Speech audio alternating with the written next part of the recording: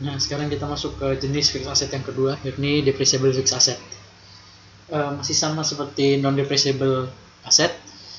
Informasi yang diberikan ini juga ada 4. Tanggal transaksi, harga jual dan book value untuk menentukan gain or loss, dan informasi terkait penggunaan untuk menentukan unrealized dan realized-nya.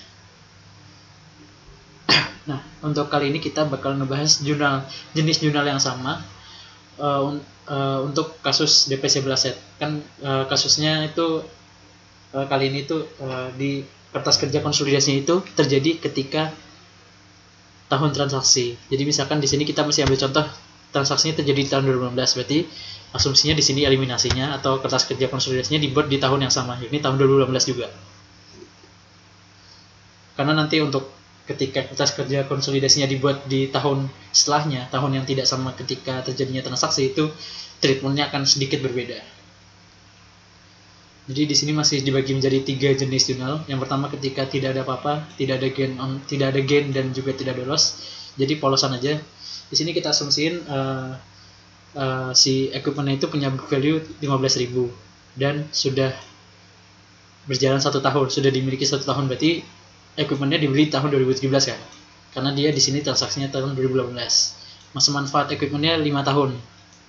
Oke, berarti depresiasi per tahunnya 3.000. Oke, berarti ACCDP-nya 3.000. Nah, otomatis karena ini nggak ada gain atau loss, berarti fair value sama dengan book value. Otomatis fair value-nya harus bernilai 12.000. Nah, pembeli intercompany juga mencatat hal yang sama, equipment sebesar fair value 12.000 karena seperti dengan book value, tidak ada gain atau loss-nya. Nah, selain mencatat ini, di akhir tahun itu pembeli intercompany juga mencatat depreciation expense terhadap ACC depreciation. Jadi mencatat depresiasi si equipment ini. Jadi yang catat depresiasi bukan si penjual lagi karena equipmentnya udah berpindah tangan kan. Nah, otomatis yang catat depresiasinya si pembeli intercompany-nya. Senilai berapa? Senilai 12.000 dibagi 4 tahun. Karena di sini 15.000 ini kondisinya masa manfaatnya 5 tahun kan. Nah, ketika dibeli harga 12.000 itu, sisa manfaatnya tinggal 4 tahun kan. Di sini tinggal 4 tahun. Otomatis 12.000 dibagi 4, depresiasinya masih sama, yakni 3.000.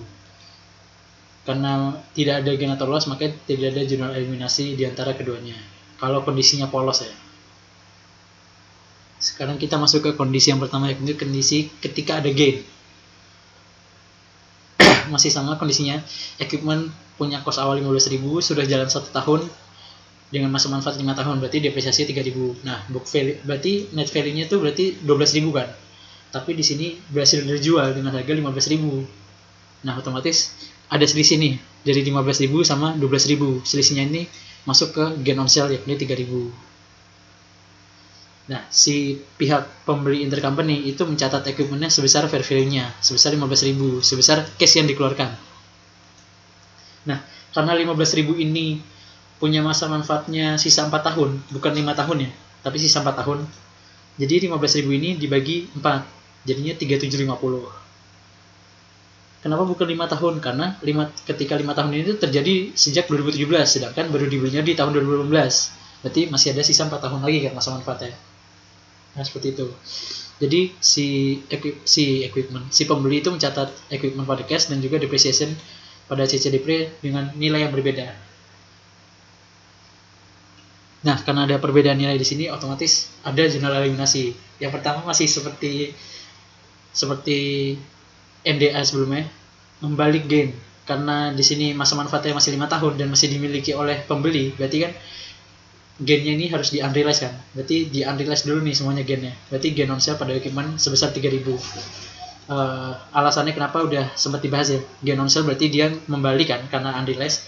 Jadi gainnya di debit. Nah, equipmentnya ini 3.000. Kenapa 3.000? Karena di sini fair value-nya tercatat 15.000, sedangkan di sini book value-nya itu 15.000 kurang 3.000, 12.000. Nah, selisihnya ini harus dieliminasi. Jadi gain on sale pada equipment 3.000. Nah, selain ada jurnal ini, untuk depreciable asset ada jurnal tambahan lagi, yakni terkait depresiasinya.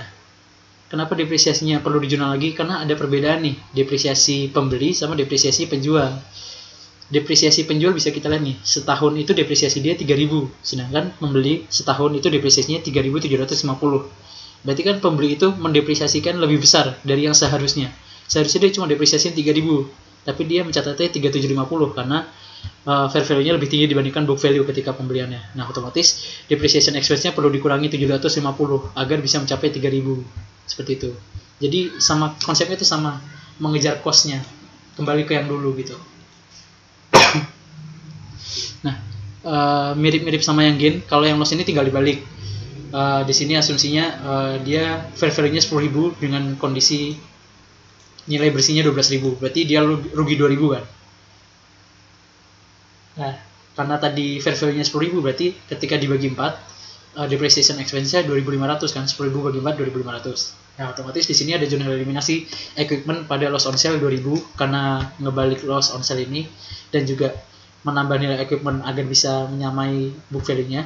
Lalu yang kedua ada jurnal menambah depreciation expense ya. Kenapa menambah? Karena di sini yang seharusnya itu lebih tinggi dibandingkan yang udah terjadi. Yang udah terjadi ini cuma 2.500 nih. Yang seharusnya itu 3.000. Nah, makanya ditambah 500 biar sama. Nah, masih sama seperti non-depreciable asset, jurnal eliminasi ini berlaku untuk upstream sama downstream ya. Jadi, mau P membeli S atau S membeli P itu masih sama aja jurnalnya. Nah, untuk alasan equipment dan gain or loss itu masih sama. Kenapa ada equipment? Karena untuk menyamakan equipment konsolidasi ini. Jadi semuanya itu kembali ke cost intinya.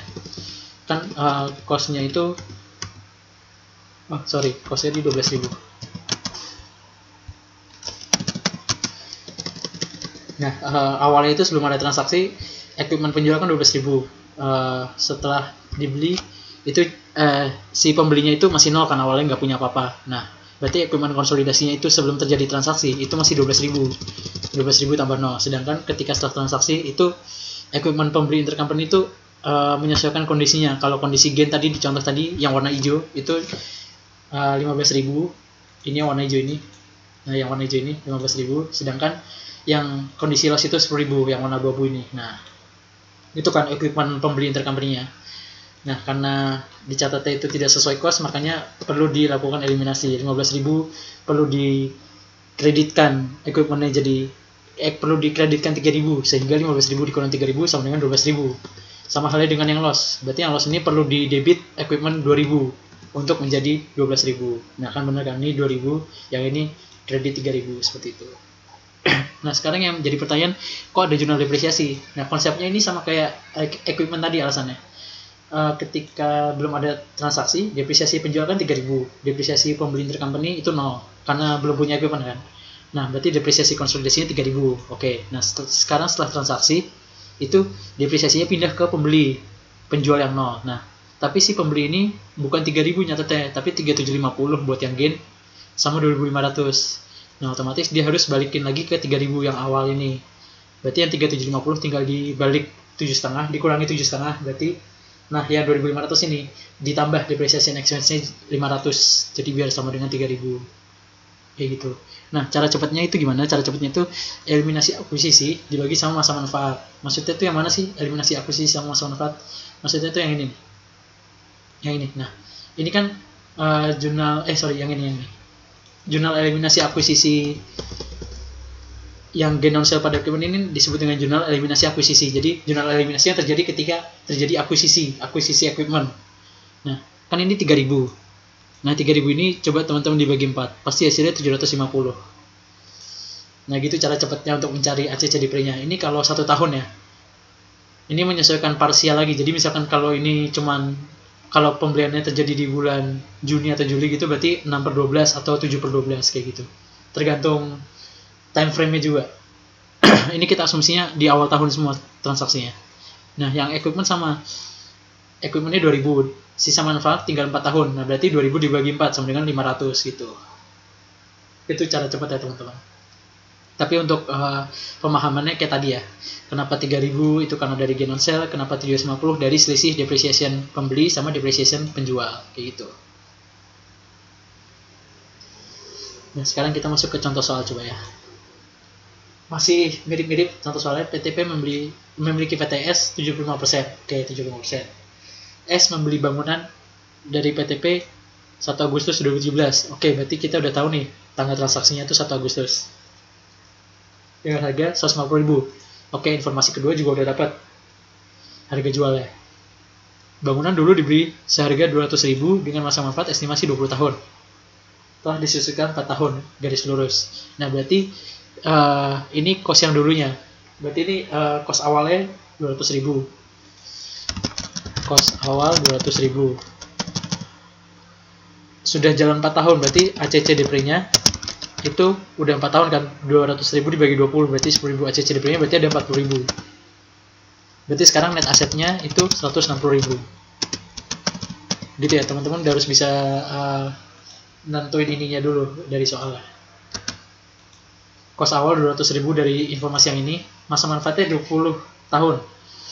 Oke, berarti kita asumsiin ini bangunan dibeli 1 Januari ya dulu. Berarti 200.000 dibagi 20 berarti setahunnya itu 10.000. Oke. Depresiasinya. Nah, udah disusulkan selama 4 tahun. Berarti 10.000 dikali 4, 40.000 kan. Itu ACC DP-nya. Berarti net asetnya 160.000. Oke. Nah, net asetnya 160.000, dia membeli dengan harga jual 150.000. Berarti dia mengalami kerugian kan. Karena di sini fair value-nya lebih rendah dibandingkan book value-nya.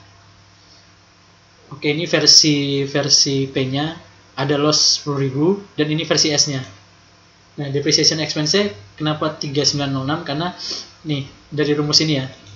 150.000 itu dibagi sama 16. Kenapa 16? Karena sisa 16 tahun kan. 20 kurang 4. Berarti kan sisa 16 tahun masa manfaatnya. Oke, dibagi 16. Nah, tapi kan belinya ini dari 1 Agustus bukan 1 Januari. Nah, habis dibagi 16 itu dapat depresiasi tahunan. Habis dapat depresiasi tahunan baru dikali sama parsialnya, yakni 5/12 dari Agustus, September, Oktober, November, Desember.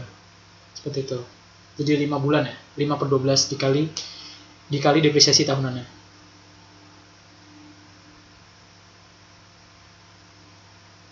Nah, udah habis tahu jurnal analysis, sekarang kita masuk ke jurnal eliminasinya. Jurnal eliminasinya ini seperti biasa nih. Dari membalik loss on sale dulu. Jadi loss on sale dibalik nih. Loss on sale kan awalnya di debit, berarti kita balik jadi di kredit. Nah, billingnya juga kita tambah nih, karena dia mencatatnya 150, padahal book value-nya itu 160 kan. Oke, berarti kita tambah jadinya building pada loss on sale 10.000. Nah, depreciation expense-nya kenapa 261 dapatnya dari sini. Kita cek dulu nih depresiasi seharusnya itu berapa. Kan kita udah dapat nih depresiasi yang terjadi tadi 3906 kan. Dari 150.000 dibagi 16 dikali 5/12. Nah, sekarang depresiasi yang seharusnya. Kan tadi kita punya net asetnya 160, berarti ini kan 160.000 dibagi 16, berarti harusnya itu per tahunnya 10.000 nih.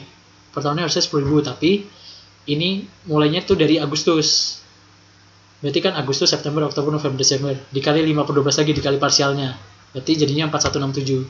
4167 dikurangi 3906, hasilnya 261. Jadi seperti itu. Atau kalau mau pakai cara cepetnya bisa. Cara cepetnya kan ngebagi ini sama masa manfaat kan. Masa manfaatnya masih 16 tahun. Oke, berarti kita sama dengan dalam kurung ini dibagi 16. Nah, dikali sama 5/12. Nah, 260,4 ini masalah pembulatan aja. Jadi ini bisa cara cepetnya juga gitu ya. Jadi ini dibagi sama sisa masa manfaatnya 16 tahun. Baru dikali sama parsial ya, 5/12 dari Agustus sampai Desember. Seperti itu penerapan jurnal eliminasi untuk tahun terjadinya transaksi untuk depreciable asset.